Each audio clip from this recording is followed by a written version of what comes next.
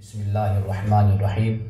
آج ہم مشرکین، قرآن اور سیرت اس موضوع پہ ہم بات کر رہے ہیں، اور مجھے یہ معلوم ہے کہ شرک کے حوالے سے بہت سے سوالات آپ کے ذہنوں میں بھی ہوں گے، اور آج کی گفتگو سے ان اشکالات اور سوالات کا آپ کو انشاءاللہ جواب بھی ملے گا، اور اگر کوئی سوال یا کوئی خیال رہ گیا ہو تو وہ آخر میں آپ پوچھ سکتے ہیں۔ شرک کی یا مشرکین کی جو تاریخ ہے عرب کے حوالے سے اگر ہم دیکھتے ہیں تو یہ بات یاد رکھیے کہ انبیاء علیہ السلام کی طرف سے جو دین ہمیں ملا ہے اس میں بہت سی باتیں، بلکہ دین ہے ہی اس تعلیم کا نام اور ہدایت کا نام کہ جو حضرت آدم علیہ السلام سے لے کر رسول اللہ صلی اللہ علیہ وسلم تک ایک ہے، اس میں کوئی بھی تبدیلی نہیں ہوئی۔ یعنی دین میں تین باتیں ہیں، ایک عقیدہ ہے، ایک عبادت ہے، اور تیسرا نقطہ اخلاقیات اور معاملات ہیں۔ یعنی ان تین باتوں پہ اور ان تین نکات پہ دین بات کرتا ہے، اور انہی تینوں سے ہی دین بنتا ہے۔ لیکن مشرکین مکہ عرب میں حضرت ابراہیم علیہ السلام کی ملت اور دین وہاں پر موجود تھا، اور بہت سی باتیں اور بہت سے اعمال ایسے تھے کہ وہ وہاں پر آخری وقت تک موجود رہے، لیکن اکثریت نے ان کو چھوڑ دیا تھا۔ یعنی ملت ابراہیمی میں وضو ہے، نماز ہے، اور صبح صادق سے لے کر غروب آفتاب تک روزہ رکھنا ہے، یتیموں مسکینوں پر صدقہ کرنا ہے، مصیبتوں میں مدد کرنا، صلہ رحمی کرنا، یہ ملت ابراہیمی میں یعنی دین ابراہیمی میں یہ مشروع تھا، اور یہ عرب کے معاشرے میں یہ سب کچھ موجود تھا اور لوگوں کو معلوم تھا ان کے بارے میں، اور کفار اور مشرکین کے معاشرے میں ان اعمال کی، ان عبادات کی تعریف بھی کی جاتی تھی، لیکن اکثریت میجورٹی ان کی چھوڑ چکی تھی۔ اسی طرح جو چیزیں ممنوع تھیں، مثال کے طور پر قتل ہے، چوری ہے، زنا ہے، سود ہے، اور غصب کرنا ہے دوسرے کا مال، دوسرے کی دولت کو، اس کی حرمت بھی وہاں پر موجود تھی، لیکن اکثریت نے ان کا ارتکاب کرنا شروع کر دیا تھا۔ اب آپ دیکھیے کہ بہت سے صحابہ کرام سے یہ بات ہمیں ملتی ہے کہ وہ بتاتے ہیں کہ اسلام سے پہلے بھی ہم نماز پڑھا کرتے تھے، یا وضو کرتے تھے، یا روزہ رکھا کرتے تھے، یا نیک اعمال کیا کرتے تھے، یہ سب کچھ پہلے موجود تھا۔ اس کے حوالے سے اگر سورۃ مریم کی آیت نمبر 58 ہے، 58، اگر آپ اس کا مطالعہ کریں، آپ کے پاس قرآن ہو تو اس کو کھول کے آپ سامنے بیٹھیں، آپ دیکھیں سورۃ مریم کی آیت نمبر 58 میں اللہ سبحانہ و تعالیٰ یہ فرماتا ہے کہ اولئک الذین انعم اللہ علیہم من النبیین من ذریۃ آدم، کہ یہ وہ لوگ ہیں کہ اللہ نے ذریت آدم سے جو نبی پیدا ہوئے آئے ان پہ اللہ تعالیٰ نے انعام کیا، اور اس سے ان میں سے جنہیں ہم نے نوح کے ساتھ سوار کیا تھا، اور ذریت ابراہیم اور اسرائیل یعنی حضرت یعقوب علیہ السلام کی ذریت، وممن ہدینا، اور انہی میں سے ہم نے ہدایت دی تھی ان کو، واجتبینا، اور ہم نے ان کو چنا تھا۔ اب ان کی خوبی کیا تھی؟ اذا تتلی علیہم آیات الرحمن خروا سجدا وبکیا، کہ جب ان پر تلاوت کی جاتی تھی رحمان کی آیات کی تو یہ سجدے میں گر جاتے تھے اور اللہ کی بارگاہ میں رونا شروع کر دیتے تھے، یعنی اللہ کی بارگاہ میں روتے تھے، گڑ گڑاتے تھے، سجدہ کرتے تھے۔ یہ تو اللہ سبحانہ و تعالیٰ نے بتایا نبیین، حضرت آدم علیہ السلام کی ذریت، حضرت نوح علیہ السلام کے ساتھ جو لوگ کشتی میں سوار ہوئے، پھر ان کی اولاد حضرت ابراہیم، حضرت یعقوب علیہ السلام کی اولاد، فرمایا ان کو ہم نے ہدایت دی، ان کو ہم نے چن لیا، اور یہ وہ اللہ کے نیک بندے تھے کہ جب ان پر رحمان کی آیات کی تلاوت ہوتی تھی تو یہ روتے ہوئے سجدے میں گر جاتے تھے۔ اب پھر اس کے بعد جو ناخلف لوگ آئے، نافرمان آئے، ان کے بارے میں کہا کہ فخالف من بعدہم خلف اضاعوا الصلاۃ، تو پھر ان کے بعد جو آنے والے تھے ناخلف، انہوں نے نمازوں کو ضائع کیا۔ یعنی اس سے یہ معلوم ہوا کہ نمازیں انبیاء علیہ السلام بھی پڑھتے تھے، اور ان کی جو صالح اولاد تھی، ذریت تھی ان کی، وہ بھی نماز کو قائم کرتی تھی۔ اس لیے ملت ابراہیمی میں نماز موجود تھی، اور کفار و مشرکین کی اکثریت تو نہیں، لیکن ان کے ہاں ایک تو یہ عقیدہ، یہ سوچ اور یہ خیال موجود تھا، اور اکثریت نہیں تو اقلیت میں کچھ لوگ ضرور ایسے تھے کہ جو نماز ادا کرتے تھے۔ بلکہ حضرت سعید بن زید جو سیدنا فاروق اعظم کے جو بہنوئی ہیں، ان کے جو والد تھے حضرت زید، بلکہ وہ میلوں میں جا کر لوگوں کو توحید کی طرف بلایا کرتے تھے، اور ابو جہل اور ان جیسے جو لوگ تھے وہ اس وقت بھی پیٹتے اور مارا کرتے تھے۔ حضرت زید کے علاوہ، اس کے علاوہ اور لوگ جیسے برقہ بن نوفل ہیں، اس وقت میرے ذہن میں نام نہیں، کافی نام ہیں، کہ جو آپس میں بیٹھ کر جنہوں نے یہ اتحاد کیا تھا کہ ہم ابراہیمی ملت ابراہیمی کو قائم کرنے والے ہیں، ہم اس پر عمل کریں گے۔ اور بلکہ غالباً حضرت زید یا کسی بزرگ کے بارے میں یہ آتا ہے کہ یہ کعبہ کے سائے میں بیٹھ کر یہ کہتے تھے کہ مولا، اگر مجھے پتا ہو کہ تیری کس طرح عبادت کرنی ہے اور کس طرح تیرے سامنے جھکنا ہو تو میں اس طریقے سے تیری عبادت کروں۔ یعنی یہ رسول اللہ صلی اللہ علیہ وسلم کی آمد سے پہلے کا زمانہ ہے۔ تو اس طرح مشرکین مکہ، یعنی مکہ میں، عرب میں عبادت کا، نماز کا تصور موجود تھا۔ حضرت ابو ذر غفاری جیسے صحابی کہتے ہیں کہ ہم نماز پڑھتے تھے، اور ایسے بہت سے صحابہ کہ جو اسلام سے پہلے بھی کہتے کہ بھئی ہم وضو کرتے تھے، ہم نماز پڑھتے تھے۔ ان عبادات کا ذکر صحابہ بھی بیان کرتے ہیں۔ تو اس لیے اب اللہ تعالیٰ یہ فرماتا ہے کہ جو بعد میں آنے والے لوگ تھے تو انہوں نے نمازوں کو ضائع کیا، واتبعوا الشہوات، اور خواہشات کی پیروی کی، فسوف یلقون غیا، تو ان قریب یہ گمراہی سے دو چار ہوں گے۔ یعنی یہ کون لوگ ہیں؟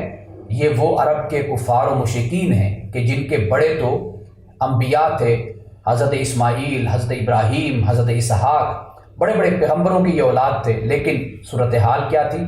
صورتحال یہ تھی کہ انہوں نے پھر نمازوں کو ضائع کیا، خواہشات کی پیروی کی۔ خواہشات کی پیروی کی تو قتل چوری کی طرف آئے، سود کی طرف آئے، زنا کی طرف آئے، اور غصب کرنا دوسرے کے مال اور دولت کو اور جائیداد کو، اس کی طرف آئے۔ تو یہ خواہشات کی پیروی بھی تھی اور نماز کو ضائع کرنا بھی تھا۔ یہ خرابیاں ان میں پیدا ہو گئی، لیکن ملت ابراہیمی کے کچھ نشانات ان کے معاشروں میں موجود تھے۔ اچھا، اب مشرکین کی گمراہیاں کیا تھیں یہ سمجھ لیجئے۔ قرآن مجید نے ان گمراہیوں کو مختلف مقامات پر بیان کیا ہے۔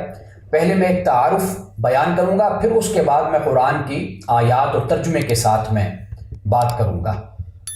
پہلی گمراہی تو ان میں شرک تھی۔ اگر ہم قرآن مجید کو پڑھیں تو ہمیں، آپ یوں سمجھیے کہ 3 قسم کے شرک ہیں جن سے اللہ تعالیٰ نے منع کیا ہے۔ ایک تو یہ ہے کہ شرک ربوبیت ہوتا ہے، اللہ سبحانہ و تعالیٰ کے ساتھ دوسروں کو شریک ٹھہرانا، یعنی جیسے خدا اولاد دیتا ہے، اللہ اولاد دیتا ہے، اس طرح کوئی اور بھی اولاد دیتا ہے۔ جس طرح اللہ رزق دیتا ہے اس طرح دوسرے بھی رزق دیتے ہیں۔ اسی طرح اللہ شفا دیتا ہے، دوسرے بھی شفا دیتے ہیں۔ اب یہاں پر ذہن میں یہ سوال ہمارے ضرور پیدا ہوگا کہ اللہ سبحانہ و تعالیٰ شفا دیتا ہے تو ڈاکٹر بھی تو شفا دیتا ہے، اس کے پاس انسان جاتا ہے۔ اسی طرح اولاد کا معاملہ ہوتا ہے، وہ بھی تو ایک ذریعے سے پیدا ہوتی ہے، اور اسی طرح رزق بھی تو قرآن نے خود کہا واللہ خیر الرازقین، اللہ تعالیٰ رزق دینے والوں میں سے بہترین رزق دینے والا ہے۔ یہ سوال ذہن میں پیدا ہوتا ہے، لیکن یہ بات یاد رکھیے کہ انسان میں جو بھی صلاحیت ہے یا قابلیت ہے وہ در حقیقت اللہ کی دی ہوئی ہے، اور اللہ کی جو صلاحیت ہے یا اللہ تعالیٰ کی جو صفت ہے یا ربوبیت ہے وہ کسی کی نہیں دی ہوئی۔ ایک تو یہ فرق یاد رکھیے، اور دوسرا یہ فرق بھی یاد رکھیے کہ اللہ کی جو ربوبیت ہے، اللہ کی جو ذات ہے وہ لامحدود ہے، اور انسان کی جو اختیارات ہیں وہ محدود ہیں۔ تو اس لیے جب ہم شرک ربوبیت کی بات کریں گے تو ہم کہیں گے کہ اولاد اللہ دیتا ہے بغیر کسی وسیلے کے، بغیر کسی ذریعے کے دیتا ہے۔ لیکن اگر ڈاکٹر کوئی ایسی دوائی، کوئی ایسی میڈیسن دیتا ہے تو وہ میڈیسن دی جاتی ہے، وہ دوائی ہے۔ اور دوسرے نمبر پر رزق جو دیتا ہے وہ اللہ تعالیٰ کے ہی رزق میں سے وہ آگے دیتا ہے۔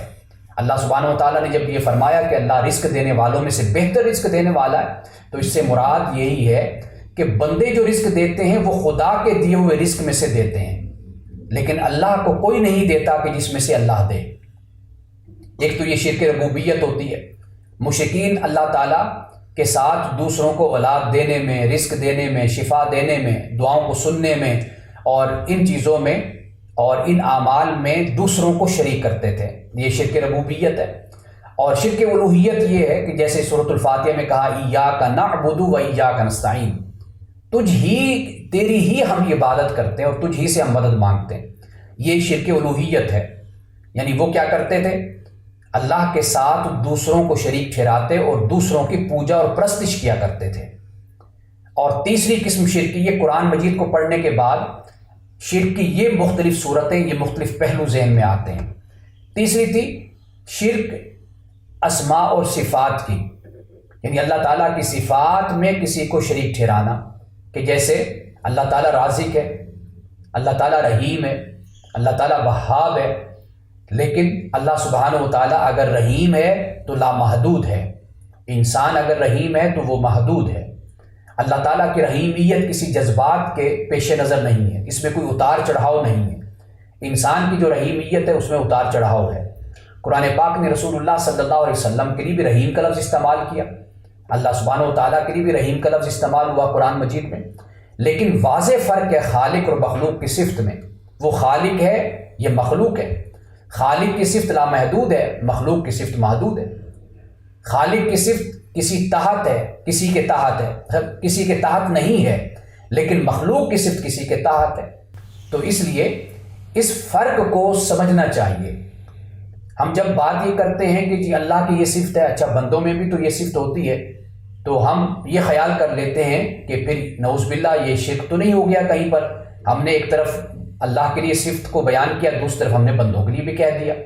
یہ واضح فرق ہے کہ بندوں میں جو صفت ہوگی وہ بندوں کی حدود میں ہوگی، بندوں کی قابلیت میں ہوگی، بندوں کی اہلیت میں ہوگی، ایک دائرے میں ہوگی، اور اللہ کی جو صفت ہوگی وہ لامحدود ہوگی، اس کی خالقیت کے تحت ہوگی۔ ان دونوں میں بہت فرق ہے۔ یعنی مثال کے طور پر سننا ہے، دیکھنا ہے، یہی گمراہی کی وجہ بنی شرک کی کہ مشرکین نے جب یہ دیکھا کہ اللہ سنتا ہے ہم بھی سنتے ہیں، اللہ دیکھتا ہے ہم بھی دیکھتے ہیں، تو انہوں نے اللہ کے لیے تجسیم کا نظریہ عقیدہ پیدا کر لیا۔ تجسیم سے مراد یہ کہ اللہ تعالیٰ کو ایک جسم دے دیا، اور اسی طرح تحیز کا عقیدہ پیدا کر لیا، یعنی تحیز سے مراد یہ کہ اللہ تعالیٰ کے لیے کوئی مکان انہوں نے متعین کر لیا۔ اللہ تعالیٰ جب کہتا ہے کہ وہ استوا ہوا عرش پر، تو اس سے مراد یہ نہیں ہے کہ کوئی عرش ہے، کوئی تخت لگا ہوا ہے جہاں پر خدا بیٹھتا ہے، بلکہ اس سے مراد یہ ہے کہ یہ بات ذہن میں رکھو، سورۃ طٰہٰ میں بیان کیا گیا کہ ایک خالق وہ ہوتا ہے کہ جو مخلوق کو پیدا کرنے کے بعد اس سے بالکل جدا ہو جاتا ہے، لیکن اللہ کی ذات وہ ہے کہ اس نے مخلوق کو پیدا کیا لیکن پھر اس سے بے پرواہ نہیں ہوئی۔ یعنی انسان کی مثال سب کے سامنے، اللہ اگر انسان کو پیدا کرنے کے بعد انسان کی ربوبیت نہ کرتا تو انسان تو ہلاک ہو جاتا، برباد ہو جاتا، یہ کائنات ختم ہو جاتی۔ تو اللہ سبحانہ و تعالیٰ نے انسان کو پیدا کیا، پھر وہ کائنات کو پیدا کیا، وہ پھر عرش پر مکین ہوا، استوا ہوا۔ اس سے مراد یہ ہے کہ پھر اس نے اس کائنات کے نظام کو اپنے کنٹرول میں لے لیا۔ اگر وہ کنٹرول میں نہ لیتا تو یہ کائنات ختم ہو جاتی۔ تو اللہ سبحانہ و تعالیٰ نے پیدا کرنے کے بعد پھر اس کے نظام کو چلایا، وہ اب تک چلا رہا ہے اور قیامت تک چلاتا رہے گا۔ یعنی آپ یہ دیکھیے گا کہ مثال کے طور پر ایک کارپینٹر ہے، وہ کرسی بناتا ہے، ٹیبل بناتا ہے، کوئی چیز بناتا ہے، بنانے کے بعد وہ آپ کو دے کر چلا جاتا ہے۔ اب آپ اس کو توڑیں، آپ اس کو خراب کریں، آپ جو اس کے ساتھ سلوک کریں، وہ کبھی بھی مینٹیننس تو نہیں کرے گا آ کر۔ وہ بے پرواہ ہو گیا، وہ اب جاہل ہو گیا، یوں کہہ لیجئے لا علم ہو گیا، اب اس کا کوئی تعلق نہیں، کوئی دلچسپی نہیں آپ کی ٹیبل میں، آپ کی چیئر میں، آپ کے مکان میں، کسی بھی کام میں۔ وہ بنا کر دے کر چلا گیا۔ لیکن اللہ سبحانہ و تعالیٰ وہ خالق ہے، وہ صانع ہے، وہ بدیع ہے، وہ فاطر ہے، وہ رب ہے کہ جس نے بنایا پیدا کرنے کے بعد پھر وہ اس کے ساتھ رہا، اس نے پھر نگرانی کی، وہ مہیمن بن گیا، وہ محافظ بن گیا، اس نے پھر ربوبیت کا پورا انتظام کیا. والدین کے لیے بھی ربوبیت کا لفظ استعمال ہوا قرآن پاک میں، ربیانی صغیرہ کا لفظ. اب یہ میں اس لفظ پہ غور کر رہا تھا کہ یہ لفظ کیا ہے. اللہ سبحانہ و تعالیٰ نے اپنے آپ کو رب کہا تو میں نے ایک نیا معنی، ایک نیا مفہوم اس کا سمجھا. وہ معنی اور مفہوم جو مجھے سمجھ آئی اس سے وہ یہ ہے کہ کسی کی بھلائی کے لیے اس کی محبت اور رحمت کی وجہ سے، یعنی اس سے محبت اور رحمت ہونے کی وجہ سے اس کی ذمہ داری کو لے لینا، قبول کر لینا، یہ در حقیقت ربوبیت ہے. یعنی والدین اولاد کی ذمہ داری لیتے ہیں. کیوں؟ اولاد سے محبت ہوتی ہے، رحمت کی جذبے کی وجہ سے، محبت اور شفقت کے جذبے کی وجہ سے. یہ ربوبیت ہے کہ والدین یہ نہیں ہے کہ ان کا دل نہیں چاہتا اور وہ نہیں کرنا چاہتے تو پھر وہ کر رہے ہوتے ہیں اپنی اولاد کے لیے، نہیں، بلکہ ان کا دل چاہتا ہے. وہ اپنی محبت اور رحمت کی وجہ سے اپنی مخلوق کی پرورش، والدین اپنی اولاد کی پرورش کرتے ہیں محبت اور رحمت کی وجہ سے.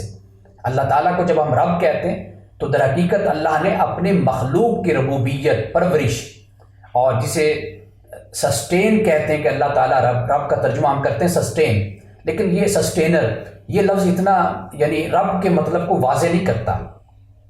اللہ تعالیٰ نے اپنی رحمت، اپنی محبت اور شفقت جو مخلوق کے ساتھ ہے اس کی وجہ سے اللہ نے مخلوق کی پرورش کی ذمہ داری اپنے لیے لے لی.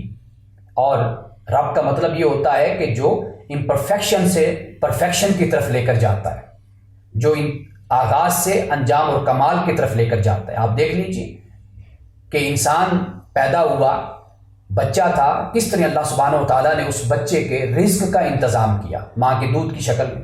جیسے جیسے وہ بڑا ہوتا گیا، اس کا سٹومک مضبوط ہوتا چلا گیا، اسی طرح اس کے لیے رزق کا اہتمام کیا گیا. تو یہ سب کچھ صفت ربوبیت کے تحت ہوتا ہے.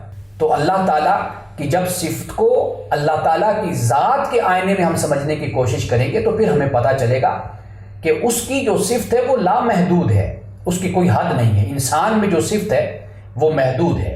اللہ سبحانہ و تعالیٰ نے انسان کے لیے اپنی صفت کا حکم دیا کہ یہ تم اپنے اندر پیدا کرو، تم بھی رحیم بنو، تم بھی کریم بنو، تم بھی محبت کرنے والے بنو، تم بھی لوگوں کو رزق دو، لوگوں کا خیال کرو. یہ اللہ سبحانہ و تعالیٰ نے فرمایا. لیکن مخلوق جو بھی صفت اپنے اندر پیدا کرے گی وہ اپنے دائرے میں رہ کر پیدا کرے گی. تو مشرکین یہاں پر بھی بھٹک گئے اور گمراہی کا شکار ہو گئے تھے. یہ شرک ہے.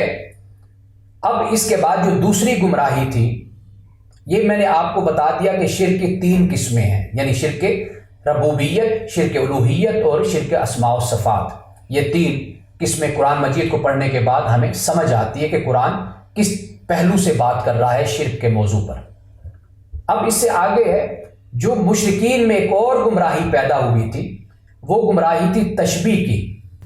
تشبیہ یعنی کسی بشری صفت کو، انسانی صفت کو اللہ تعالیٰ کے لیے ثابت کرنا. یہ در حقیقت تشبیہ ہے. جیسے اللہ تعالیٰ کو بیٹے والا بیٹا، یا یعنی اللہ تعالیٰ کے لیے بیٹی کو ثابت کرنا. جیسے کفار و مشرکین فرشتوں کے بارے میں کہتے تھے کہ یہ اللہ کی بیٹیاں ہیں، اور سورۃ النحل میں واضح طور پہ اللہ نے کہا وَإِذَا بُشِّرَ أَحَدٌ بِالْأُنثَىٰ ظَلَّ وَجْهُهُ مُسْوَدًّا وَهُوَ كَظِيمٌ. اللہ تعالیٰ نے اس پر طنز کیا، فرمایا کہ ان کے ہاں اگر بیٹی پیدا ہوتی ہے تو پھر تو ان کے چہرے تو سیاہ ہو جاتے ہیں، کالے پڑ جاتے ہیں، اور یہ اپنے آپ کو چھپاتے پھر رہے ہوتے ہیں اور سوچتے ہیں کہ ہم اس بیٹی کے ساتھ کیا کریں. یہ تنزن اللہ تعالیٰ نے کہا ہے کہ اپنا ان کا رویہ یہ ہے، لیکن اللہ تعالیٰ کے لیے بیٹیاں ثابت کرتے ہیں، یعنی فرشتوں کو کہتے ہیں کہ یہ اللہ کی بیٹیاں ہیں. اب تیسری جو ان کے اندر گمراہی پیدا ہوئی مشرکین میں، وہ تھی تحریف کی. یعنی انہوں نے اللہ کے دین میں، ملت ابراہیمی میں تحریف کرنا شروع کر دی. یہاں سے شرک پیدا ہوا. رسول اللہ صلی اللہ علیہ وسلم کی پیدائش سے تقریباً 300 سال پہلے ایک شخص پیدا ہوا، عمر بن لوحہ جس کا نام آتا ہے. یہ شخص کعبہ کا دربان تھا، کعبۃ اللہ کا نگران تھا، خیال کرنے والا تھا. یہ وادی اردن، یعنی اردن کی ایک وادی تھی، معاب، وہاں پر یہ گیا تو وہاں پر ایک قوم تھی عمالقہ، وہ آباد تھی. وہ بتوں کی پرستش کرتی تھی. رسول اللہ صلی اللہ علیہ وسلم کی پیدائش سے 300 سال پہلے کی بات بیان کر رہا ہوں کہ یہ وہاں پر گیا. وہاں پر یہ پھر چند بت اٹھا کر لایا جن میں ایک حبل بھی تھا. آ کر اس نے وہاں پر مکہ میں اس بت کو نصب کر دیا۔ چونکہ مکہ کے لوگ پتھروں کے ساتھ ایک نسبت اور ایک تعلق رکھتے تھے، ان کا بڑا خیال کرتے تھے، بڑی اہمیت دیتے تھے ان کو، پتھروں کو۔ تو وہ جب پتھروں کو اہمیت دیتے، یہ بت آئے تو پھر ان بتوں کے ساتھ ان کا ایک پرستش کا تعلق جڑ گیا، اور پھر ان بتوں پر مختلف قسم کے جو جانور انہوں نے چھوڑنا، اس رسم کو شروع کر دیا۔ یہ تحریف انہوں نے کی، عبادت کرتے کعبۃ اللہ کی، بے لباس ہو کر عبادت کرتے، یعنی جسم پر کپڑے نہیں ہوتے تھے۔ خیال کیا کرتے تھے؟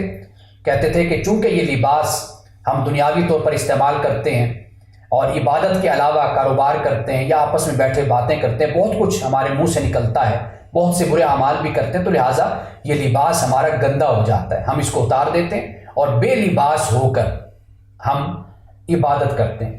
تو یہ تحریف بھی ان میں پیدا ہوئی، یعنی پہلی گمراہی شرک، دوسری گمراہی تشبیہ، اللہ سبحانہ و تعالیٰ کو بشری صفات کے ساتھ اللہ کے لیے ثابت کرنا، بشری صفات کو، یہ تشبیہ ہے۔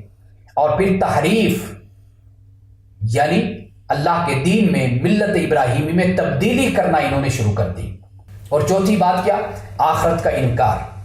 صرف آخرت کا انکار ملحد نہیں کرتے، الحاد والے نہیں کرتے، بلکہ یوں سمجھ لیجیے شرک بھی در حقیقت الحاد ہی کی ایک شکل ہے۔ یعنی الحاد جب سے شرک تھا، اسی کے ساتھ توحید بھی تھی، اور یہ الحاد بھی ساتھ ہی وجود میں آیا۔ حضرت نوح علیہ السلام کے زمانے میں توحید تھی، آپ نے اپنی امت کو توحید کی تعلیم دی، لیکن وہاں پر بھی شرک موجود تھا۔ باقی انبیاء علیہ السلام کی ہم تاریخ پڑھتے ہیں تو انہوں نے تعلیم اسی بات کی دی تھی نا کہ اعبد اللہ، اے لوگو اللہ کی عبادت کرو، اللہ کی عبادت کرو، یعنی شرک کو چھوڑ دو، توحید پر ایمان لاؤ۔ انبیاء علیہ السلام نے اسی کی تعلیم دی تھی۔ تو میں اکثر یہ بات کہتا ہوں کہ جو بدعقیدگی ہے، گمراہی ہے، بدعمالی ہے، کوئی برا کام ہے، وہ بانجھ نہیں ہوتی برائی ہمیشہ بچے دیتی ہے، آگے سے آگے برائی پیدا ہوتی ہے۔ اسی طرح جو نیکی ہوتی ہے یہ بھی بانجھ نہیں ہوتی۔ اگر انسان اپنے اندر ایک خوبی پیدا کرتا ہے نا، دوسری خوبیاں انسان میں خود پیدا ہونا شروع ہو جاتی ہیں۔ اگر انسان سچ بولتا ہے، اس سچ کی بنیاد پر بہت سی خوبیاں انسان کی ذات میں پیدا ہو جاتی ہیں۔ رسول اللہ صلی اللہ علیہ وسلم کی بارگاہ میں ایک شخص حاضر ہوا تھا، تو اس نے عرض کیا، رسول اللہ صلی اللہ علیہ وسلم میرے اندر فلاں برائیاں ہیں، آپ مجھے بس حکم دیجئے کہ میں ایک برائی کو بس چھوڑ دوں۔ تو رسول اللہ نے نصیحت کی، فرمایا کہ بس سچ بولنا شروع کر دو، جھوٹ کو چھوڑ دو۔ اب جب وہ رسول اللہ کی بارگاہ سے مجلس سے چلا گیا تو پھر کوئی بھی برائی کرنا چاہتا تو ذہن میں یہ آتا کہ کل رسول اللہ اگر مجھ سے پوچھیں گے کہ بتاؤ کہ تم نے فلاں برا کام کیا یا نہیں کیا، تو مجھے وہاں پر اب جھوٹ تو میں بول نہیں سکتا، میں وعدہ کر کے آیا کہ میں نے سچ بولنا ہے۔ تو جب میں آپ کے سامنے جاؤں گا تو آپ مجھے اس سے پوچھیں گے کہ بھائی تم نے فلاں غلط کام کیا، تو مجھے سچ بولنا ہوگا، جب سچ بولوں گا تو شرمندگی ہوگی۔ تو اس طرح ایک ایک کر کے ساری برائیاں اس کی ختم ہو گئی۔ تو اس طرح نیکی دوسری نیکیوں کو وجود دیتی ہے، جنم دیتی ہے۔ اسی طرح برائیاں، ایک برائی انسان اختیار کرتا ہے، اسی طرح جھوٹ کو دیکھ لیجئے کہ ایک جھوٹ کی بنیاد پر کتنے جھوٹ بولنے پڑتے ہیں اور کتنی برائیاں انسان کی ذات میں پیدا ہوتی ہیں۔ تو اسی طرح شرک ہو یا کوئی گمراہی ہو، کوئی بھی برا عمل ہو، مثال کے طور پر آپ دیکھیے حضرت شعیب علیہ السلام کی قوم تھی، ہم یہ سمجھتے ہیں کہ شاید وہ کم تولا کرتے تھے، کم تولنا یہ پہلی برائی تھی ان میں، لیکن اس کے بعد پھر دوسری برائیاں بھی پیدا ہو گئیں۔ حضرت لوط علیہ السلام کی قوم کے بارے میں ہمارا یہ خیال ہے کہ شاید وہ صرف جنس پرستی، ہم جنس پرستی کرتی تھی، لیکن ہم جنس پرستی صرف نہیں تھی، بلکہ ڈاکے ڈالنا، چوری کرنا، لوگوں کو لوٹنا، قتل و غارت کرنا، یہ سب کام وہ کرتے تھے۔ تو گویا ایک برائی جب پیدا ہوئی تو پھر اس برائی کے ساتھ دیگر برائیاں بھی پیدا ہونا شروع ہو گئی۔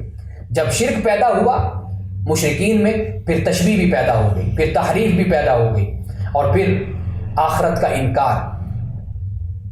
انکار کرتے تھے۔ آپ دیکھیے سوال یہ کرتے تھے، سورۃ مریم ہے، اور سورۃ مریم یعنی قرآن مجید کی 19ویں سورت ہے، اور آیت نمبر ہے 66 67۔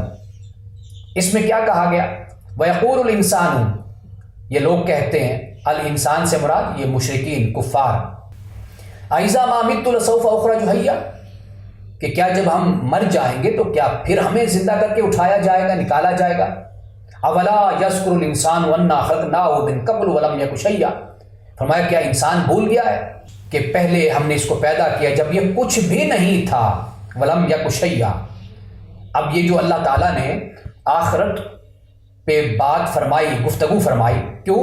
اس لیے کہ در حقیقت کفار و مشرکین کا یہی اعتراض تھا، وہ کہتے تھے ہمیں یہ سمجھ نہیں آتی۔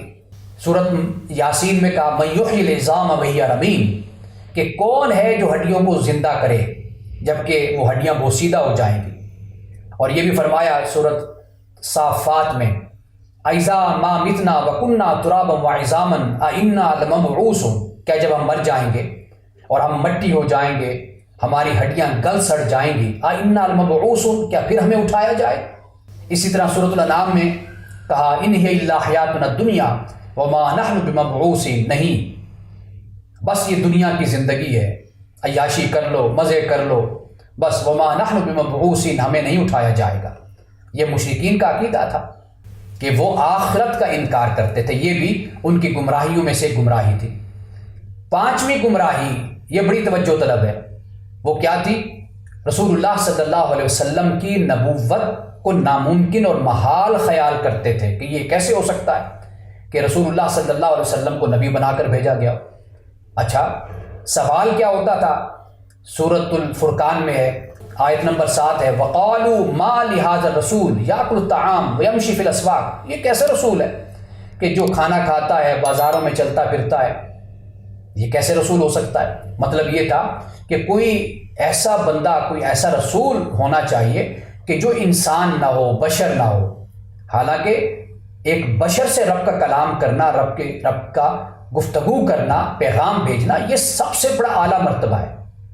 میں اکثر طور پہ کہتا ہوں کہ ہم تو اس بحث میں الجھ گئے نا، ہم نے یہ سمجھ لیا کہ نبی بشر ہے یا نبی نور ہے، ہمارے ہاں یہ بحثیں شروع ہو گئی۔ ہم نے یہ خیال کر لیا کہ شاید اگر ہم نبی کے لیے نور ہونا ثابت کر دیں گے تو نبی کا بڑا مقام اور مرتبہ بلند ہو جائے گا، اگر ہم نبی کو بشر کہیں گے تو خدا نہ خواستہ نعوذ باللہ کہ مرتبہ کم نہ ہو جائے۔ حالانکہ قرآن یہ مرتبہ کیا بیان کرتا ہے؟ قرآن کہتا ہے انما انا بشر مثلکم یوحی الی، کہ آپ کہہ دیجئے کہ میں تمہارے جیسا بشر ہوں، میری طرف وحی کی جاتی ہے، میں ہوں بشر، انسان ہوں، لیکن میری طرف وحی کی جاتی ہے۔ یعنی مرتبہ کیا ہوا؟ مرتبہ ہے وحی کا، اللہ کی طرف آنا، اللہ کی طرف پیغام کا ہونا۔ اس کائنات میں، اس دنیا میں قیامت تک اس مرتبے سے بڑا کوئی مرتبہ نہیں ہے، اس درجے سے بڑا کوئی درجہ نہیں ہے، اس حیثیت سے بڑی کوئی حیثیت نہیں ہے کہ اللہ تعالیٰ ایک بشر کو، ایک انسان کو اپنی رسالت اور اپنی نبوت کے لیے منتخب کر لے۔ جب انسان فرقوں میں جاتا ہے، آپ دیکھیے اسی طرح مت ماری جاتی ہے انسان کی، یعنی ایک ایسی بات پر بحث شروع ہو جاتی ہے کہ جس کا قرآن سے، سنت سے کوئی تعلق ہی نہیں ہوتا، irrelevant بات ہے کہ اب نبی نور ہے یا نور بشر ہے۔ اب قرآن پاک نے لقد جاءکم من اللہ نور بھی کہا وکتاب مبین، کہ البتہ تحقیق تمہارے پاس اللہ کی طرف سے نور آیا اور کتاب مبین آئی، قرآن آیا اور رسول آیا۔ اب رسول صلی اللہ علیہ وسلم نور کیوں؟ اس لیے کہ سراپا ہدایت ہے، آپ کی سیرت، آپ کا کردار، آپ کا اخلاق، یہ سراپا ہمارے لیے ایک نمونہ ہے، اسوہ حسنہ، اس لیے اللہ نے نور کہا۔ اللہ نے قرآن مجید کو بھی نور کہا، اللہ نے خود کو بھی نور کہا، اللہ تعالیٰ نے اس منظر کو بھی نور کہا جہاں پہ انسان پہنچتا۔ لیکن جب انسان فرقوں کی بحث میں الجھتا ہے اور فرقوں میں بند ہو کر رہ جاتا ہے تو آپ دیکھیے کہ غیر قرآنی قسم کی ابحاث اور بحثیں ہمارے ہاں شروع ہو جاتی ہیں۔ سب سے بڑا مرتبہ یہی ہے کہ اللہ سبحانہ و تعالیٰ نے رسول اللہ صلی اللہ علیہ وسلم کو رسول اور نبی بنا کر بھیجا۔ آپ ایک بشر، آپ ایک انسان ہیں، لیکن یہ مرتبہ اور مقام اللہ نے آپ کو عطا کیا اور پھر آخری رسول بنا کر بھیجا۔ اب دیکھیے کہ رسول اللہ کے اخلاق کے کس طرح گرویدہ تھے مشرکین۔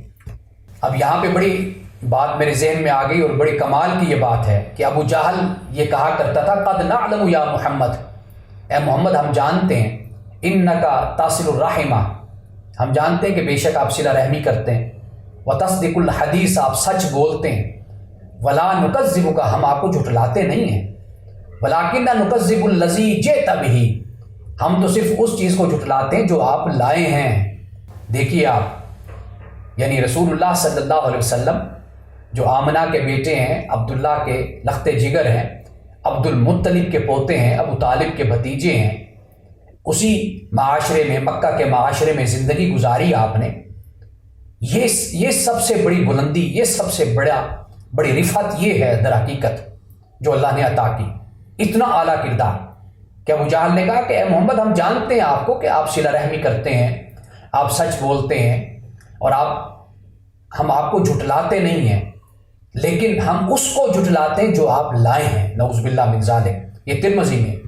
اور جب رسول اللہ نے دعوت اسلام ان کو دی تھی، اسلام کی طرف بلایا تھا، تو آپ نے اپنے بارے میں ان سے رائے لی تھی کہ بتاؤ میرے بارے میں تم کیا کہتے ہو. تو اس مقام پر کفار نے کیا کہا تھا؟ ما جربنا علیک الا صدقا، کہ ہم نے تو آپ سے صرف اور صرف سچائی کو ہی سنا ہے. یعنی ہمارا تو یہی تجربہ ہے آپ کے ساتھ، یہی ایکسپیرینس ہے، یہی ہماری آبزرویشن. ہم نے آپ کے ساتھ جو بھی معاملہ کیا، ہم نے آپ کو سراپا سچ پایا. یہ بخاری شریف میں ہے.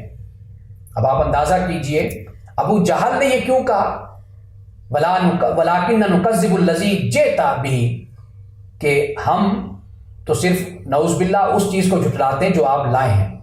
ابو جہل کو ایک شخص علیحدگی میں لے کر گیا تھا، اس نے کہا دیکھو اس وقت کوئی تمہیں نہیں دیکھ رہا، کوئی ہماری بات نہیں سن رہا، تو بتاؤ تمہیں محمد سے کیا، تمہیں روگ کیا ہے، تمہیں دکھ کیا ہے.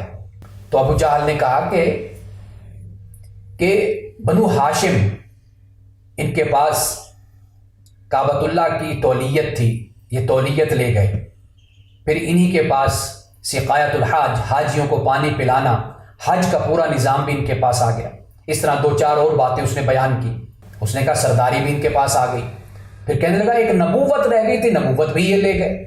اندازہ کیجیے آپ کہ تعصب کا یہ عالم، ضد کا یہ عالم، جانتے ہوئے کہ یہ شخص سچا ہے، صادق و امین ہے، اور خود اس بات کا اقرار کرتے ہیں، اقرار کرنے کے باوجود بھی انکار کر دیا کہ یہ جو آپ لائے ہیں وہی اسلام دین، ہم اس کو نہیں مانتے، آپ کو مان رہے ہیں کہ آپ سچے ہیں، با کردار ہیں، با اخلاق ہیں، کبھی جھوٹ نہیں بولا آپ نے، ہمیشہ سچ بولتے ہیں.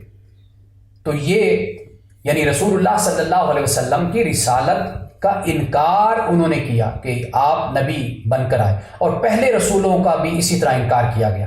کہا گیا کہ بھئی یہ کیسا رسول ہے جو کھاتا ہے، پیتا ہے، بازاروں میں چلتا ہے، پھرتا ہے. اب قرآن نے، اللہ سبحانہ و تعالیٰ نے اس کا جو جواب دیا، وہ جواب دیکھیے. سورۃ بنی اسرائیل آیت نمبر ہے 95. اللہ سبحانہ و تعالیٰ نے کیا فرمایا؟ قُلْ لَوْ كَانَ فِي الْأَرْضِ مَلَائِكَةٌ يَمْشُونَ مُطْمَئِنِّينَ لَنَزَّلْنَا عَلَيْهِم مِّنَ السَّمَاءِ مَلَكًا رَّسُولًا. فرمایا اگر زمین میں فرشتے چل پھر رہے ہوتے نا مطمئن اطمینان سے فرشتے ہوتے، تو پھر اللہ تعالیٰ آسمان سے بھی فرشتے کو رسول بنا کر بھیجتا.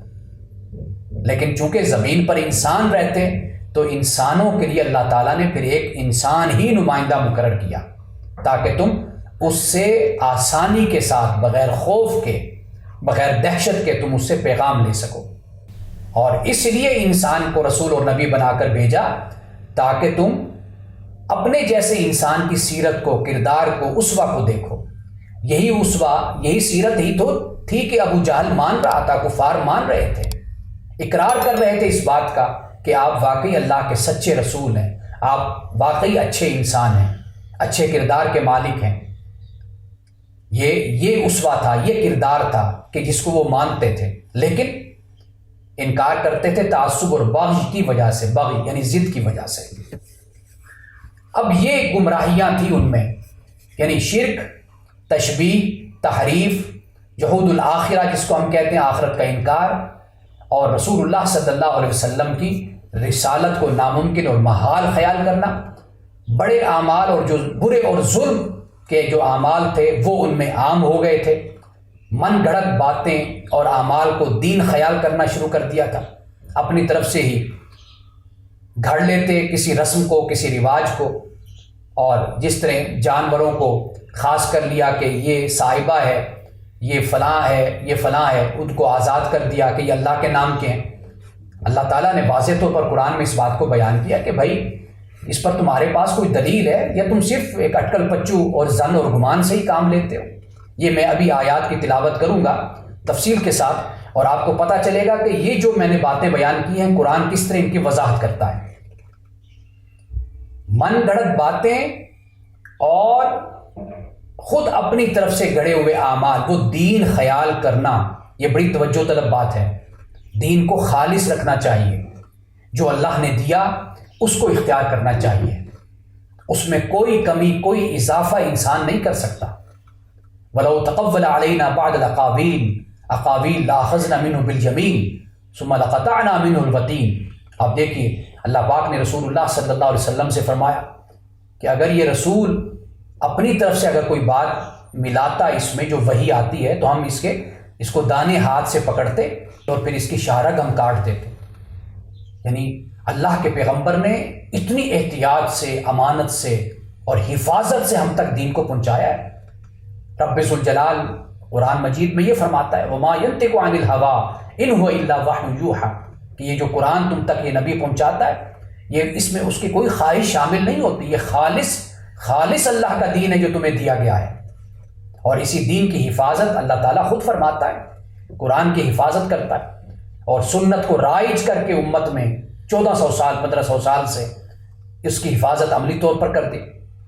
قرآن کی حفاظت دنیا، دشمنان اسلام، مخالفین اسلام مانتے ہیں کہ قرآن محفوظ کتاب ہے، اس میں کوئی اضافہ اور کوئی کمی آج تک نہیں ہو سکی، ممکن ہی نہیں ہے۔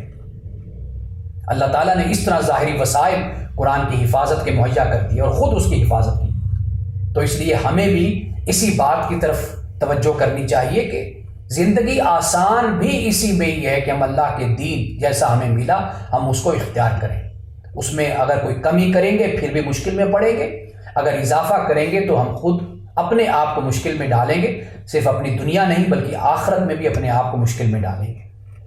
اور آخری بات، عبادتوں کا مٹ جانا، یہ 8 گمراہیاں ہیں، 8 گمراہیاں۔ عبادتوں کے مٹ جانے سے میں نے آپ کو بتایا کہ اکثریت نے نماز کو چھوڑ دیا، وضو کو جانتے تھے، کم لوگوں کو پتہ تھا، جانتے تھے یا جانتے بوجھتے عمل نہیں کرتے تھے، روزے کا پتہ تھا، نیکیوں کو ترک کر دیا تھا، عبادات کو چھوڑ دیا تھا۔ یہ 8 گمراہیاں میں نے آپ کے سامنے بیان کی ہیں۔ اب اس کے بعد ہم آتے ہیں قرآن پاک کی آیات کی طرف۔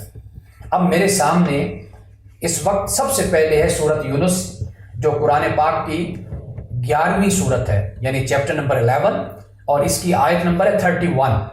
اگر آپ کے پاس قرآن مجید ہے تو آپ ضرور قرآن مجید اپنے ساتھ رکھیے، اور اگر موبائل میں ایپ ہو تو فوراً ایپ کے ذریعے سے آیت سامنے آ جاتی ہے۔ سورۃ یونس 11ویں سورت آیت نمبر 31۔ اللہ پاک نے فرمایا قُلْ مَنْ يَرْزُقُكُم مِّنَ السَّمَاءِ وَالْأَرْضِ، کہہ دیجیے کون ہے جو تمہیں آسمان سے اور زمین سے رزق دیتا ہے، بلندی اور پستی سے رزق دیتا ہے۔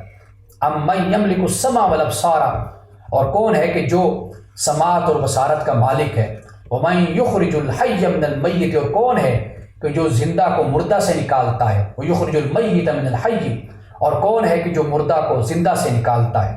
وَمَن يُدَبِّرُ الْأَمْرَ، اور کون ہے کہ معاملات کائنات کو تدبیر کے ساتھ چلا رہا ہے، نظام کے ساتھ۔ فَسَيَقُولُونَ اللَّهُ، تو کہیں گے اللہ۔ فَقُلْ أَفَلَا تَتَّقُونَ، تو اے نبی پھر آپ کہیے تو کیا تم ڈرتے نہیں ہو اللہ سے؟ یعنی مانتے ہو کہ یہ سب کچھ اللہ کر رہا ہے، لیکن پھر بتوں کو شریک ٹھہرا دیتے ہو کہ اللہ سبحانہ و تعالیٰ نے ان بتوں کو اپنا نمائندہ، اپنا وزیر اللہ نے بنا لیا، یہ اللہ کے نمائندے اور وزیر ہیں۔ اور بلکہ یہاں تک کہتے ہو کہ یہ اگر سفارش کریں گے تو اللہ تعالیٰ جس طرح بادشاہ نہ چاہتے ہوئے ناپسندیدگی میں بھی اپنے نمائندوں یا اپنے وزیروں کی سفارش کو کسی کا حق میں قبول کر لیتا ہے، تو اسی طرح اللہ تعالیٰ ان بتوں کی اور جو یہ ہمارے بزرگ چلے گئے ان کی سفارش کو نہ چاہتے ہوئے بھی اللہ ہمارے حق میں قبول کر لے گا۔ یعنی یہاں تک گمراہی ہے تم میں۔ اب اس سے آگے کیا فرمایا؟ قُلْ لِمَنِ الْأَرْضُ وَمَنْ فِيهَا إِن كُنتُمْ تَعْلَمُونَ، یہ سورۃ المومنون ہے، آیت نمبر 84 سے لے کر 89 تک۔ سورۃ المومنون 18واں پارہ اسی سے شروع ہوتا ہے۔ فرمایا قُلْ لِمَنِ الْأَرْضُ وَمَنْ فِيهَا إِن كُنتُمْ تَعْلَمُونَ، کہہ دیجئے کہ کس کے لیے یہ زمین، یعنی کس کے ملکیت میں ہے یہ زمین اور جو کچھ اس زمین میں ہے، ان کنتم تعلمون، اگر تم جانتے ہو۔ سیقولون للہ، تو کہیں گے اللہ کے ملکیت میں۔ قل افلا تذکرون، کیا تم نصیحت نہیں حاصل کرتے؟ قل من رب السماوات السبع ورب العرش العظیم، کون ہے 7 آسمانوں کا رب اور عرش عظیم کا رب؟ سیقولون للہ قل افلا تتقون، تو کہیں گے یہ اللہ کے ہیں سب کچھ. افلا تتقون، کیا تم اللہ سے ڈرتے نہیں ہو؟ قل من بیدہ ملکوت کل شیء، فرمائیے کہ کون ہے کہ جس کے ہاتھ میں ہر شے کی ملکیت ہے. وَهُوَ يُجِيرُ، اور وہ اللہ پناہ دیتا ہے. وَلَا يُجَارُ عَلَيْهِ إِن كُنتُمْ تَعْلَمُونَ، اور اس کے مقابل کوئی پناہ نہیں دے سکتا، کوئی پناہ نہیں دی جائے گی اگر تم جانتے ہو. سَيَقُولُونَ لِلَّهِ، تو کہیں گے اللہ. قُلْ فَأَنَّا تُسْحَرُونَ، تو پھر تمہاری کوئی بات ماری گئی ہے، تم کہاں پھر رہے ہو. یہ سورۃ المومنون آیات ہیں 84 سے 89 تک. اب اس کے بعد سورۃ العنکبوت ہے، قرآن پاک کی 29 سورت ہے یہ، اور 61 سے لے کر 63 تک. فرمایا وَلَئِن سَأَلْتَهُم مَّنْ خَلَقَ السَّمَاوَاتِ وَالْأَرْضَ، اگر آپ ان سے پوچھیں کہ کون ہے جس نے آسمانوں اور زمین کو پیدا کیا. وَسَخَّرَ الشَّمْسَ وَالْقَمَرَ، کون ہے جس نے سورج اور چاند کو مسخر کیا. لَيَقُولُنَّ اللَّهُ، تو کہیں گے یقیناً اللہ ہے. فَأَنَّا يُؤْفَكُونَ، تو یہ کہاں الٹے پھرتے ہیں. اللہ یبسط الرزق لمن یشاء من عبادہ، اللہ ہے جو جس کے لیے چاہتا ہے اپنے بندوں میں سے رزق کو وسیع کرتا ہے. وَيَقْدِرُ لَهُ، اور رزق کو تنگ کرتا ہے. ان اللہ بكل شيء علیم، بے شک اللہ تعالیٰ ہر شے کا علم رکھنے والا ہے. وَلَئِن سَأَلْتَهُم مَّن نَّزَّلَ مِنَ السَّمَاءِ مَاءً، اور اگر آپ ان سے پوچھئے کہ آسمان سے کون پانی برساتا ہے. فَأَحْيَا بِهِ الْأَرْضَ مِن بَعْدِ مَوْتِهَا، اور پھر زمین کو اس کے مردہ ہونے کے بعد زندہ کر دیتا ہے. پانی کو بھیجتا ہے اور پھر زمین کو مر جانے کے بعد موت ہونے کے بعد پھر اس کو زندہ کر دیتا ہے. لَيَقُولُنَّ اللَّهُ، تو یقیناً یہ کہیں گے کہ اللہ. قُلِ الْحَمْدُ لِلَّهِ، کہہ دیجئے تمام تعریف اللہ کے لیے. بل اکثرهم لا یعقلون، بلکہ ان میں سے اکثر لوگ تو عقل کو استعمال ہی نہیں کرتے. اللہ یہ نہیں کہتا ان کو عقل نہیں دی، فرمایا عقل کو استعمال نہیں کرتے. اب اس سے آگے دیکھیے سورۃ لقمان، آیت نمبر ہے 25. فرمایا وَلَئِن سَأَلْتَهُم مَّنْ خَلَقَ السَّمَاوَاتِ وَالْأَرْضَ، اور اگر آپ ان سے پوچھئے کہ کس نے آسمان اور زمین کو پیدا کیا. لَيَقُولُنَّ اللَّهُ، تو کہیں گے اللہ نے پیدا کیا. قُلِ الْحَمْدُ لِلَّهِ، کہہ دیجیے تمام تعریف اللہ کے لیے. بل اکثرهم لا يعلمون، بلکہ ان میں سے اکثر لوگ نہیں جانتے. نہ جاننے سے مراد کیا ہے کہ جہالت کا اپنے آپ کو انہوں نے شکار کیا ہوا ہے. اور اسی طرح سورۃ الزمر میں، یہ سورت ہے 39 اور اس کی آیت ہے 38. فرمایا وَلَئِن سَأَلْتَهُم مَّنْ خَلَقَ السَّمَاوَاتِ وَالْأَرْضَ، یہ آیت بڑی توجہ طلب ہے ہم مسلمانوں کے لیے. اور اگر آپ ان سے پوچھئے کہ کس نے آسمان اور زمین کو پیدا کیا. لَيَقُولُنَّ اللَّهُ، تو ضرور کہیں گے کہ اللہ نے. قُلْ أَفَرَأَيْتُم مَّا تَدْعُونَ مِن دُونِ اللَّهِ، آپ ان سے کہیے کیا خیال ہے تمہارا کہ جنہیں تم اللہ کے سوا پکارتے ہو. إِنْ أَرَادَنِيَ اللَّهُ بِضُرٍّ هَلْ هُنَّ كَاشِفَاتُ ضُرِّهِ، اگر اللہ تعالیٰ مجھ سے نقصان پہنچانے کا مجھے ارادہ کر لے تو کیا یہ جو تمہارے بت ہیں جنہیں تم پکارتے ہو، کیا اللہ کی اس پہنچنے والی مجھے تکلیف کو کیا یہ دور کر سکتے ہیں. او ارادنی برحمت هل هن ممسکات رحمتی، یا اللہ تعالیٰ میرے ساتھ رحمت کا مہربانی کا ارادہ کر لیتا ہے تو کیا یہ جو تمہارے بت ہیں کہ کیا اللہ کی اس رحمت کو روک سکتے ہیں، روکنے والے ہیں. واضح بات ہے نہیں. یعنی اگر اللہ ارادہ کر لے تکلیف پہنچانے کا، یہ تکلیف کو دور نہیں کر سکتے. اگر اللہ ارادہ کر لے رحمت دینے کا، مہربانی کرنے کا، یہ اللہ تعالیٰ کی رحمت کو بھی نہیں روک سکتے. قل حسبی اللہ، کہہ دیجئے مجھے اللہ کافی ہے. علیہ یتوکل المتوکلون، توکل کرنے والوں کو اسی پر ہی توکل کرنا چاہیے. جس نے فرمایا نا ایاک نعبد، حالانکہ بات یوں بھی کہی جا سکتی ہے نعبدو کا، تیری ہم عبادت کرتے ہیں، ہم تیری عبادت کرتے ہیں، تو اس میں تھوڑا بہت شک رہ جاتا ہے. ممکن ہے کسی اور کی بھی کرتے ہیں، لیکن جب یہ فرمایا ایاک نعبد، اس کا ترجمہ یہ بنے گا تیری ہی ہم عبادت کرتے ہیں. نستعینک، نستعین کا مطلب ہوگا ہم تجھ سے مدد مانگتے ہیں. لیکن جب ہم کہیں گے ایاک نستعین، اس کا ترجمہ ہوگا تجھ ہی سے ہم مدد مانگتے ہیں، کسی اور سے نہیں مانگتے ہم مدد. تو یہ ہمارا مشکل کشا اور ہماری مشکلات کو دور کرنے والا ہے. اب دیکھیے اس سے آگے سورۃ الزخرف ہے، قرآن پاک کی 43 سورت ہے اور آیت نمبر 87. وَلَئِن سَأَلْتَهُم مَّنْ خَلَقَهُمْ لَيَقُولُنَّ اللَّهُ فَأَنَّىٰ يُؤْفَكُونَ، اگر آپ ان سے یہ پوچھئے کہ کس نے انہیں پیدا کیا تو یہ کہیں گے کہ اللہ نے. تو فرمایا فَأَنَّىٰ يُؤْفَكُونَ، تو پھر کہاں تم بھٹکتے پھر رہے ہو. اچھا تعجب کیا تھا رسول اللہ صلی اللہ علیہ وسلم کی تعلیم پر ان کا تعجب کیا تھا؟ اجعل الآلہۃ الہا واحدہ ان ھذا لشیء عجاب، کہ کیا معبودوں کو ایک معبود بنا دیا؟ یعنی ہم تو بے شمار معبود مانتے تھے، لیکن محمد کہتے ہیں کہ بس ایک معبود ہے، بس سارے اختیارات اسی کے پاس ہیں۔ ان ھذا لشیء عجاب، یہ کتنی ہی عجیب بات ہے۔ عجیب کا لفظ نہیں بولا، عجاب کا لفظ بولا۔ عجاب میں اور زیادہ تاکید اور اصرار ہے، یعنی اس میں مبالغہ ہے، جسے ہم تفضیل کہتے ہیں نا، اس میں تفضیل، اس میں وہ بات ہے، یعنی یہ کتنی ہی عجیب بات ہے کہ یہ کہتا ہے کہ بھئی اور کوئی خدا نہیں ہے جو ہم نے اتنے بنائے، یہ کہتے ہیں صرف ایک ہی خدا ہے۔ اللہ نے فرمایا وقال اللہ لا تتخذوا الہین اثنین انما هو الہ واحد۔ اللہ نے اپنی تعلیم، اپنی وحی جو اس نے انبیاء علیہ السلام کی طرف کی، اس کا خلاصہ بیان کر دیا۔ سورۃ النحل ہے، قرآن مجید کی 16 نمبر آیت سورت، اور آیت نمبر ہے 51۔ فرمایا اللہ نے کہا کہ دو خدا مت بناؤ، انما هو الہ واحد، اس میں کوئی شک نہیں ہے کہ خدا ایک ہے، معبود ایک ہے۔ سورۃ الانبیاء قرآن پاک کی 21 سورت ہے یہ، اور آیت نمبر ہے 22۔ فرمایا لو کان فیہما آلہۃ الا اللہ لفسدتا۔ اب یہاں پر یعنی عقل کو جھنجھوڑا گیا، لوگوں کو جگایا گیا، بتایا گیا۔ فرمایا اگر آسمان اور زمین میں کئی خدا ہوتے، یعنی آلیہ کوئی اور خدا بھی ہوتا، الا اللہ، اللہ کے سوا، تو لفسدتا، تو پھر آسمان اور زمین کا نظام درہم برہم ہو جاتا۔ فسبحان اللہ، اللہ پاک ہے، رب العرش، عرش کا رب ہے، اما یصفون، اور ان سب باتوں سے وہ پاک ہے جو کچھ یہ بیان کرتے ہیں۔ اب اس سے آگے چلیے، اب یہ آخر میں 2 آیات ہیں جو میں بیان کروں گا، اور گویا کہ ہماری گفتگو کا خلاصہ کہہ لیجیے وہ اسی کے اندر موجود ہے، ان 2 آیات کے اندر۔ فرمایا یا ایھا الناس، یہ سورۃ فاطر ہے، آیت نمبر ہے 3۔ فرمایا یا ایھا الناس، اے لوگو، اذکروا نعمت اللہ علیکم، یاد کرو اللہ کی نعمت کو جو تم پر اس نے کی ہے۔ حل من خالق غیر اللہ، کیا اللہ کے علاوہ بھی کوئی خالق ہے؟ یرزقکم من السماء والارض، کہ جو تمہیں آسمان اور زمین سے رزق دیتا ہو۔ لا الہ الا اللہ، نہیں معبود مگر اللہ۔ فَأَنَّىٰ تُؤْفَكُونَ، تو پھر تم کہاں بھٹکتے پھر رہے ہو؟ اب یہاں پر دیکھیے کیا فرمایا کہ کیا اللہ کے علاوہ بھی کوئی خالق ہے؟ اللہ کے علاوہ کوئی خالق نہیں ہے۔ اب آپ کہیں گے کہ اللہ تعالیٰ نے خود کہا کہ اللہ تعالیٰ پیدا کرنے والوں میں سے بہترین پیدا کرنے والا ہے۔ پھر میری اسی بات کو آپ یاد کیجیے جو میں پہلے بیان کر چکا کہ رب ذوالجلال کی خلاقیت لامحدود ہے، انسان کی خلاقیت محدود ہے۔ انسان کو یہ اختیار اللہ نے دیا ہے، اللہ کو کسی نے یہ اختیار نہیں دیا۔ یہ فرق ہے۔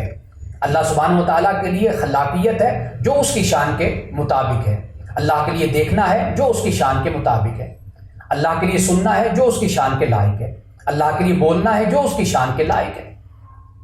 تو وہ ہمیں بات سمجھاتا ہے ہمارے ادراک کے مطابق، ہمارے فہم کے مطابق، ہماری عقل کے مطابق، کیونکہ ہم اس دنیا میں رہتے ہیں، ہمارے لیے دیکھنا، سننا، چکھنا، چھونا ہمارے یہ ذرائع ہیں جس کے ذریعے سے ہم بات کو سمجھ سکتے ہیں۔ چلنا، دوڑنا، بیٹھنا، سونا، جاگنا، شعور، ادراک، ہمارے یہ وہ دائرہ کار ہیں کہ جن میں رہ کر ہم بات کو سمجھ سکتے ہیں۔ تو اللہ تعالیٰ نے اسی کے مطابق ہمیں سمجھایا اور ہمیں بتایا۔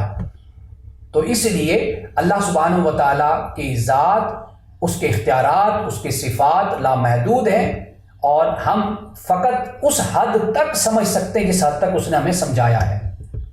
لوگ یہ سوال کرتے ہیں نا کہ جی اللہ نے سب کچھ پیدا کیا تو پھر اللہ کو کس نے پیدا کیا؟ بھائی اللہ نے زمان اور مکان کو پیدا کیا، لیکن واضح بات ہے کہ جو بنانے والا ہوتا ہے وہ خود اپنی مخلوق کے اندر تو نہیں موجود ہوتا نا، وہ تو مخلوق سے بالا ہوتا ہے۔ کمپیوٹر بنانے والا کمپیوٹر میں تو نہیں بیٹھا ہوا نا، کیمرہ بنانے والا کیمرے میں تو نہیں بیٹھا ہوا، ٹیبل بنانے والا ٹیبل میں تو نہیں بیٹھا ہوا۔ اس کی صنعت، اس کا فن وہ موجود ہے، وہ آپ دیکھ سکتے ہیں۔ اسی طرح اللہ سبحانہ و تعالیٰ نے زمان و مکان کو بنایا، لیکن وہ خود زمان و مکان میں نہیں ہے۔ جب ہماری حس، ہماری سوچ زمان و مکان کی پابند ہے تو ہم اس ذات کا کیسے ادراک کر سکتے ہیں کہ جس نے زمان و مکان کو بنایا ہے؟ واضح بات ہے وہ اس سے بلند ہے۔ اور دوسری بات یہ یاد رکھیے، میں یہ مثال بھی اکثر طور پہ دیا کرتا ہوں کہ جس طرح کمپیوٹر ہے یا روبوٹ ہے، اس میں ایک سافٹ ویئر ڈال دیا جاتا ہے، اس میں موجود ہوتا ہے۔ اب بنانے والے نے روبوٹ کو جو اختیار دیا، جو استعمال کرنے کے لیے اس کو بنایا، اور اس میں جو ڈیٹا اس نے فیڈ کر دیا، ڈال دیا، وہ اتنا ہی کام کرے گا روبوٹ۔ کمپیوٹر میرے سامنے اس وقت موجود ہے، اب اس کو جس نے بنایا، اس نے جو اس میں اس نے ڈالا، جو سافٹ ویئر اور جو ڈیٹا اس نے اس کے اندر ڈال دیا، اس نے اس کے مطابق کام کرنا ہے۔ اسی طرح اللہ تعالیٰ نے ہمیں جو اپنی ذات کا عرفان، جو علم جتنا دینا تھا، اس نے ہمیں دے دیا۔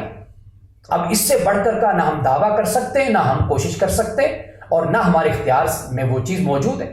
جتنا اس نے اپنی معرفت، اپنا علم ہمیں دینا تھا، اس نے دے دیا۔ یعنی جو ڈیٹا، جو سافٹ ویئر اس نے ہمیں فیڈ کرنا تھا، اس نے کر دیا۔ تو ہم اسی حد تک ہی جان سکتے ہیں جو جتنا اختیار اس نے، جتنی صلاحیت، جتنی قابلیت اس نے ہمارے اندر ڈالی۔ تو اس لیے قرآن مجید انہی باتوں کو بیان کرتا ہے۔ آخری آیت کیا ہے؟ آخری آیت یہ ہے کہ فرمایا سیقول الذین کفروا۔ یہ بڑی اہم آیت ہے، اور میں اپنے اکثر دروس میں اس کا حوالہ یا اشارہ کرتا رہا ہوں، لیکن میں نے اس کو پڑھا نہیں، اپنے دروس میں اس کی تلاوت نہیں کی۔ آج یہ آیت میں آپ کے سامنے رکھ رہا ہوں۔ فرمایا سیقول الذین کفروا، یہ لوگ کہ جنہوں نے کفر کیا، یہ کیا کہتے ہیں؟ لو شاء اللہ۔ حوالہ نوٹ کر لیجئے، سورۃ الانعام ہے، آیت نمبر ہے 148، یعنی قرآن مجید کی سورت نمبر 6 ہے، یہ 6 ہے یا ہاں 6 ہے، تو آیت نمبر ہے 148۔ اب اس میں کیا فرمایا؟ فرمایا یہ کافر لوگ کہتے ہیں لو شاء اللہ، اگر اللہ چاہتا، ما اشرکنا، تو ہم شرک نہ کرتے، ولا آباؤنا، اور ہم اور ہمارے آبا بھی شرک نہ کرتے، ولا حرمنا من شیء کذالک کذب الذین من قبلہم، اور ہم کسی چیز کو حرام بھی نہ ٹھہراتے۔ اندازہ کیجئے، یعنی یہ قدریہ کا نظریہ ہے کہ اللہ سبحانہ و تعالیٰ، جبریہ کا یہ نظریہ ہے کہ اللہ سبحانہ و تعالیٰ کے ہی ہاتھ میں سب کچھ ہے، خیر اور شر، ہم اس کے حکم کے بغیر کچھ نہیں کرتے، ہم تو مجبور محض ہیں، ہمارا تو کوئی اختیار نہیں ہے۔ تو یہ جبریہ کا نظریہ ہے کہ اگر اللہ چاہتا تو ہم شرک نہ کرتے، ہمارے آبا بھی شرک نہ کرتے، اور ہم کسی چیز کو حرام بھی نہ کرتے۔ کذالک کذب الذین من قبلہم، فرمایا اسی طرح ان سے جو پہلے تھے انہوں نے جھٹلایا تھا، حتی ذاقوا باسنا، یہاں تک کہ انہوں نے ہمارے عذاب کو چکھا۔ اب آپ آگے دیکھیے، اللہ فرماتا ہے قل، اے نبی آپ فرما دیجیے، هل عندکم من علم، کیا تمہارے پاس کوئی علم ہے؟ یہ جو باتیں بناتے رہتے ہو، کیا اس پر کوئی تمہارے پاس دلیل ہے، کوئی ثبوت ہے؟ فتخرجوا لنا، تو پھر اس کو ہمارے سامنے لاؤ اگر تمہارے پاس کوئی علم اور دلیل ہے۔ ان تتبعون الا الظن، تم تو صرف ظن کی پیروی کرتے ہو۔ وان انتم الا تخرصون، اور تم صرف اور صرف اٹکل پچو کرتے ہو، اسپیکولیشن کرتے ہو۔ یعنی آپ اندازہ کیجئے، اللہ کی وحی، اسلام، دین در حقیقت علم کا نام ہے، یقین کا نام ہے، اور اس کے مقابل جو نظریات، جو خیالات آپ کو دنیا میں نظر آتے ہیں، یہ صرف اور صرف ایک زبان کی بحثیں ہیں، اور یہ صرف ظن اور گمان ہے، یہ صرف تخمین ہے، یہ اسپیکولیشن ہے، اس سے بڑھ کر اس کا کوئی وجود نہیں ہے۔ اب یہ سورۃ الانعام کی آیت نمبر ہے 148۔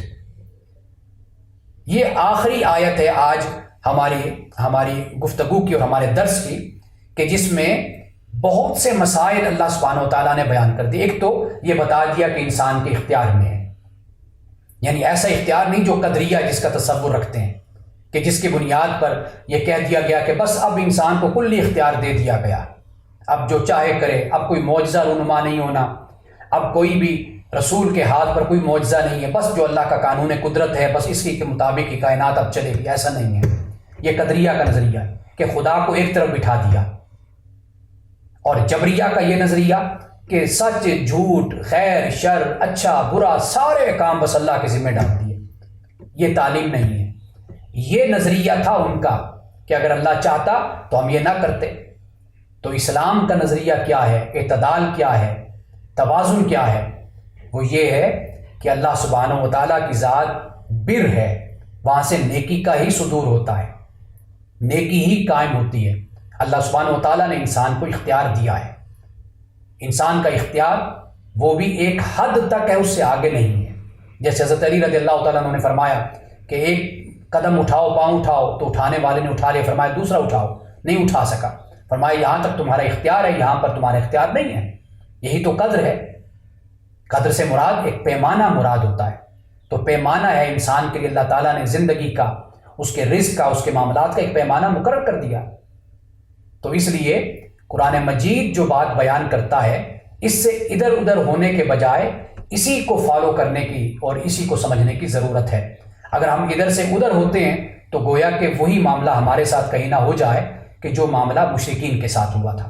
ایک بہن کہتی ہیں کہ قرآن پاک کو میں تلاوت بھی کرتی ہوں، قرآن مجید کو میں پڑھتی بھی ہوں اور سمجھتی بھی ہوں، لیکن اس کے باوجود جو ایک ذوق پیدا ہونا ہوتا ہے وہ ذوق پیدا نہیں ہوتا یا توجہ پیدا نہیں ہوتی۔